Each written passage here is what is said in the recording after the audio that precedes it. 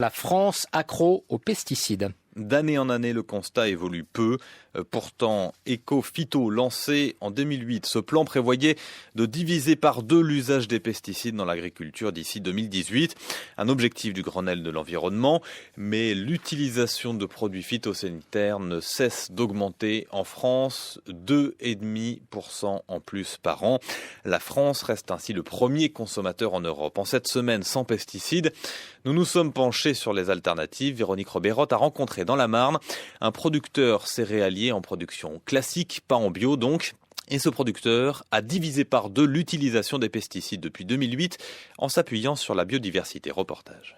Donc là, alors comme culture, il y a là du trèfle, du blé principalement, il y a du colza pas loin, et puis il y a de l'orge, des betteraves. Enfin voilà, on est sur une exploitation qui est déjà assez diversifiée, quoi. Quentin de la Chapelle, 38 ans, montre des champs à perte de vue dans cette vallée céréalière de la Marne. Et avec des bandes enherbées. Contrairement à ses voisins, on trouve des haies et des bandes d'herbes dans ces 160 hectares pour abriter une biodiversité, une flore et des insectes bien utiles pour lutter contre les insectes ravageurs, principalement des charançons, des pucerons et des limaces. À chacun son prédateur présent dans la nature. Donc c'est effectivement les coccinelles qui sont très connus, les cirfes qui ressemblent à des guêpes mais qui sont plus proches de la famille des mouches. Ça, c'est des espèces qui se nourrissent notamment des pucerons.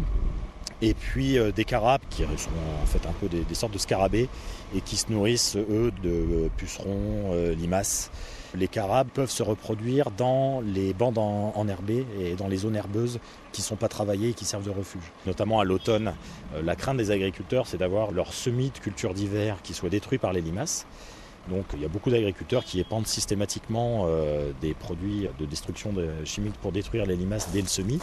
Moi, ça fait 3 ans que j'en utilise plus du tout. Quentin a repris l'exploitation familiale il y a 5 ans. Pierre, son grand-père, 90 ans, voit d'un œil mi-amusé, mi-inquiet les efforts de son petit-fils pour diminuer l'usage des produits phytosanitaires. Un choix en totale contradiction avec ce qui avait été fait jusque-là sur l'exploitation. On traitait, c'était une nécessité pour le bien des plantes, pour éviter que les céréales se salissent, que les mauvaises herbes s'implantent, tous. Alors on traitait, c'est tout.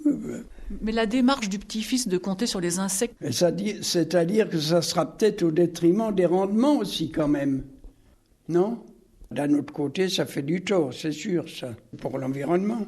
Maintenant, on traite trop à tour de bras, on y va pour un rien, allez. L'avenir de l'agriculture, c'est avec ou sans pesticides ? Je me le demande. Sans pesticides du tout, ce sera peut-être difficile, hein. Ce sera peut-être impossible même. Je ne sais pas. C'est pas voir l'avenir. Pour Quentin, l'affaire est entendue, s'appuyer sur la biodiversité est rentable. J'ai baissé de 150 € mes charges d'engrais, de pesticides par hectare. Donc en production, parce que je prends des risques, donc je peux avoir des petites baisses de production de temps en temps, mais au global, même avec une petite baisse de production, au final, je m'en sors économiquement mieux. Comment vous êtes perçu par les voisins, justement, avec vos insectes ? Au début, il y a un peu, on regarde de loin, on dit rien, et puis maintenant, t'as pas de problème de limaces, mais tiens, comment ça se fait ? T'as pas traité là-dessus et t'as pas eu de soucis après ? Non. Et là, on sent qu'il y a quand même une curiosité, que ça déstabilise, parce qu'effectivement, c'est une approche qui nous bouscule nos repères. Et je me rends compte en discutant, en fait, avec des agriculteurs, qu'il y a beaucoup d'agriculteurs qui disent, voilà, je fais plus d'insecticides sur tel truc parce que je me rends compte que c'est pas forcément efficace, ou parce que j'ai vu des coccinelles. Enfin voilà, ponctuellement, il y en a de plus en plus qui sont ouverts et qui se posent des questions et qui sont bien conscients que de toute façon, l'évolution est incontournable. Quentin de la Chapelle ne s'interdit pas l'usage en cas de danger de produits phytosanitaires. Il travaille avec des chercheurs pour essayer de donner quelques clés aux agriculteurs tentés comme lui de cultiver en se passant autant que possible de la chimie.